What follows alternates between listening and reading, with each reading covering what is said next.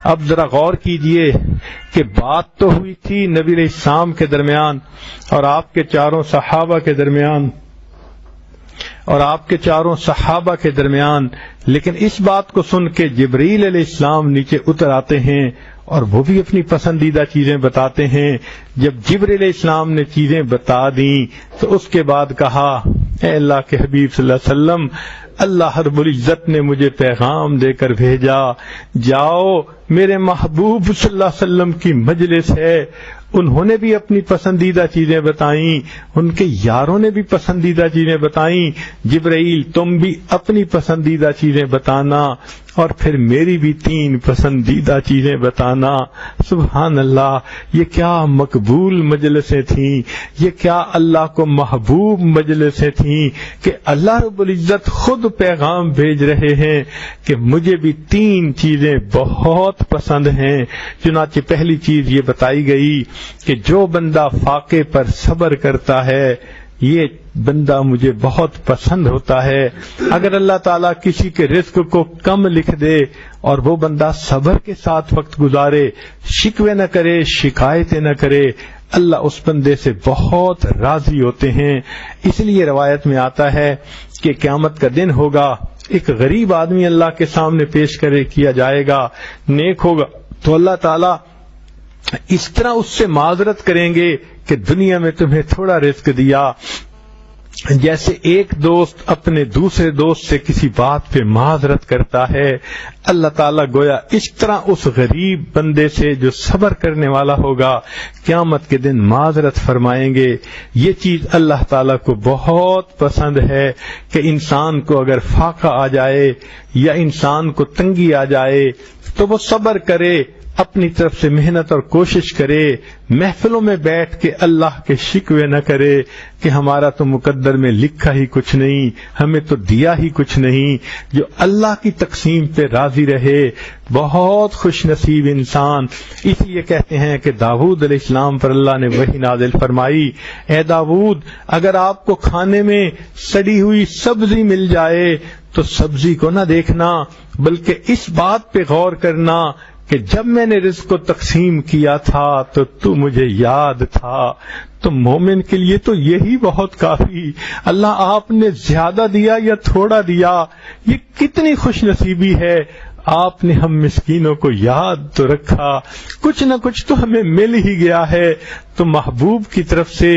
آقا کی طرف سے تھوڑی سی بھی چیز مل جائے تھوڑی نہیں ہوا کرتی۔ It's not the thing which counts, it's the thought. یہ تو وہ چیز ہے کہ رب کریم نے ہمیں یاد تو فرمایا، ہمارے لیے یہی بہت کافی ہے۔ چنانچہ انسان کو چاہیے کہ اپنے فاقہ کے اوپر صبر کر کے اللہ رب العزت کا قرب پائے، بجائے اس کے کہ شکوے کر کے اپنے ثواب کو گنوا لے۔ چنانچہ فرمایا اللہ رب العزت کو جو 3 چیزیں پسند ہیں ان میں سے ایک چیز کہ فاقے پر صبر کرنا، اور دوسری چیز کہ نیکی کرنے میں ہمت لگانا، کوشش کرنا، اللہ سے محبت کا اظہار کرنا، دوڑ دوڑ کے نیکی کرنا، بھاگ بھاگ کے نیکی کرنا، تھک تھک کے نیکی کرنا، اور نیکی کر کر کے تھک جانا، یہ اللہ کو بہت پسند ہے۔ چنانچہ حدیث پاک میں ہے کہ اللہ رب العزت کو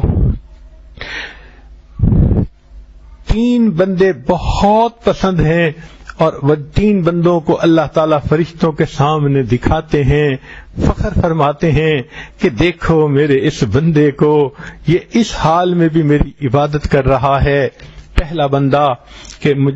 لوگ تھے جو سفر میں جا رہے تھے، بہت بڑا قافلہ تھا، سب کے سب تھک گئے تھے، رات کافی گزر چکی تھی، نیند کا بھی غلبہ تھا، تھکاوٹ کا بھی غلبہ تھا، اپنی منزل پہ پہنچے، اتنے تھکے ٹوٹے ہوئے تھے کہ لوگ سامان رکھتے ہی لیٹ کر سو گئے۔ ان میں سے ایک ایسا آدمی تھا، وہ اس وقت سویا نہیں، اس نے وضو کر لیا، مصلی کے اوپر آ گیا، تہجد پڑھنے کھڑا ہو گیا، فرمایا اللہ کو یہ بندہ اتنا پسند ہوتا ہے، اللہ فرشتوں پہ فخر فرماتے ہیں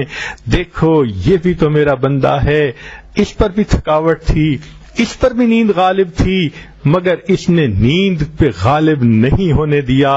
میری محبت اس پر غالب آ گئی، اور دیکھو یہ اس وقت بھی کھڑا تہجد پڑھ رہا ہے۔ دوسرا بندہ کہ جو جوان العمر ہے، خوبصورت، دل میں گھر کرنے والی بیوی بھی پاس موجود ہے،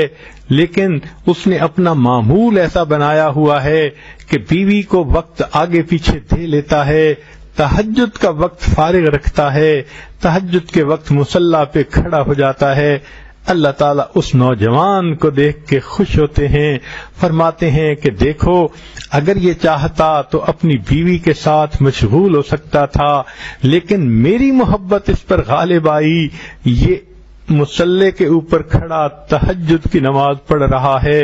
اس لیے نوجوان مرد کا یا عورت کا تہجد پڑھنا اللہ کو بہت پسندیدہ، بلکہ ایک حدیث پاک میں فرمایا جو خاوند تہجد کے وقت بیوی کو جگائے یا جو بیوی تہجد کے وقت اپنے خاوند کو جگائے، اللہ ان دونوں کی مغفرت فرما دیتے ہیں۔ اللہ کو یہ بات اتنی پسندیدہ، تو فرمایا کہ فاقے پر صبر کرنا اللہ کو بہت پسند ہے، نیکی میں ہمت کرنا اللہ کو بہت پسند ہے، اور تیسری چیز بتائی کہ بندہ گناہوں پہ جو نادم ہوتا ہے اللہ کو وہ بندہ بہت پسند ہے۔ انسان ہیں، بندے ہیں، بشر ہیں، ہم انٹینشنل بھی غلطیاں کر لیتے ہیں، ان انٹینشنلی بھی ہو جاتی ہیں، غلبے جذبات میں ہو جاتی ہیں۔ ہاں اگر غلطی ہو جائے، انسان غلطی کر کے پڑا نہ رہے، غلطی پہ جمع نہ رہے، بلکہ غلطی کو تسلیم کر کے اللہ سے معافی مانگ لے۔ جو بندہ معافی مانگ لیتا ہے اور اس کی آنکھوں سے آنسو آ جاتے ہیں، اللہ کو وہ بہت پسند۔ چنانچہ جبریل علیہ السلام ایک مرتبہ نبی علیہ الصلوۃ والسلام کی خدمت میں حاضر ہوئے، عرض کیا اے اللہ کے نبی صلی اللہ علیہ وسلم، انسان جو بھی اعمال کرتے ہیں ہم ان تمام اعمال کو تولتے ہیں، اتنا بڑا میزان ہے کہ ساری کی ساری نیکیاں اس کے اندر رکھ دی جاتی ہیں، ان کو تولا جاتا ہے۔ اے اللہ کے حبیب صلی اللہ علیہ وسلم، سوائے گنہگار کے ندامت والے آنسوؤں کے، محبوب صلی اللہ علیہ وسلم نے پوچھا آنسوؤں کو کیوں نہیں تولا جاتا؟ عرض کیا کہ ایک ایک آنسو تو آگ کے سمندروں کو بجھانے کے لیے کافی ہوتا ہے، ہم میزان میں ان آنسوؤں کو تول بھی نہیں سکتے۔ ایک ایک آنسو اللہ کے ہاں کتنا قیمتی ہے، موتی سمجھ کے شان کریمی نے چن لیے، قطرے جو تھے میرے عرق انفعال کے، یہ ندامت کے آنسو تو موتیوں کی طرح اللہ کے ہاں قبول ہوتے ہیں۔ آپ نے دیکھا ہوگا کہ 1 کیرٹ کا ڈائمنڈ ہو تو کتنی قیمت ہوتی ہے، 2 کیرٹ کا ہو تو آسمان پہ چڑھ جاتی ہے، 3 کیرٹ تو انسان سوچ بھی نہیں سکتا۔ تو جب 1 کیرٹ کے ہونے سے اتنی قیمت بڑھتی ہے، لگتا ہے کہ گنہگار کے آنسو اللہ کے ہاں بھی اسی طرح کیرٹ والے فلالیس ڈائمنڈ کی مانند ہوتے ہیں، اللہ ان کو قبول کر لیتے ہیں۔ چنانچہ آپ نے خود بھی زندگی میں تجربہ کیا ہوگا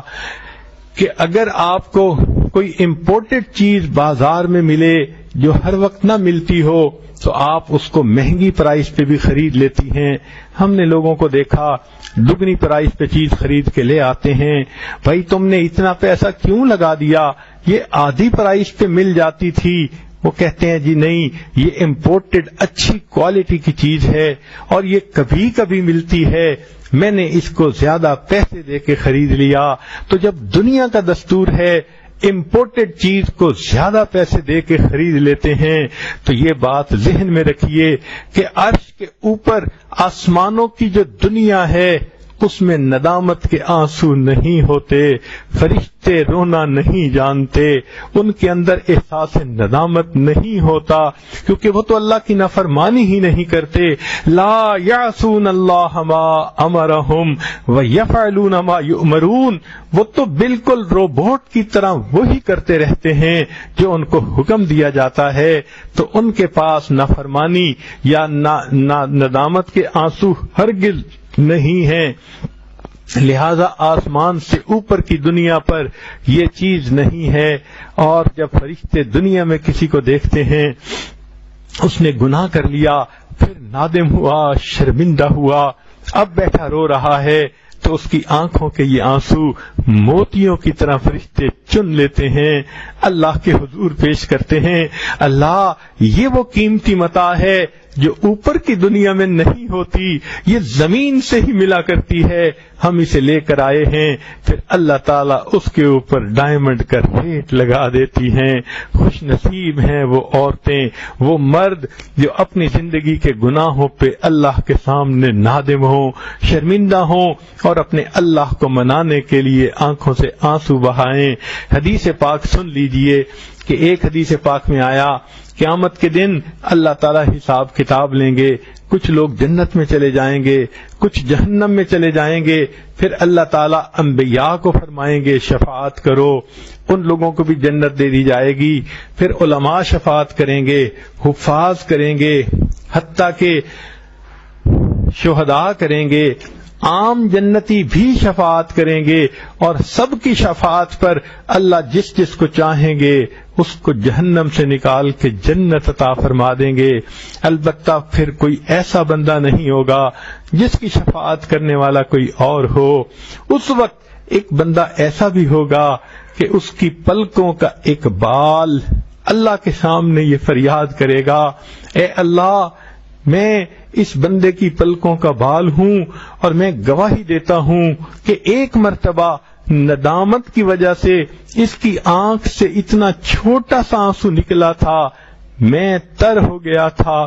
میں گواہی دیتا ہوں کہ یہ ندامت کے ساتھ رونے والا بندہ ہے. حدیث پاک میں ہے اللہ تعالیٰ جبریل علیہ السلام کو فرمائیں گے جبرائیل اعلان کر دو. جبرائیل اعلان کریں گے لوگو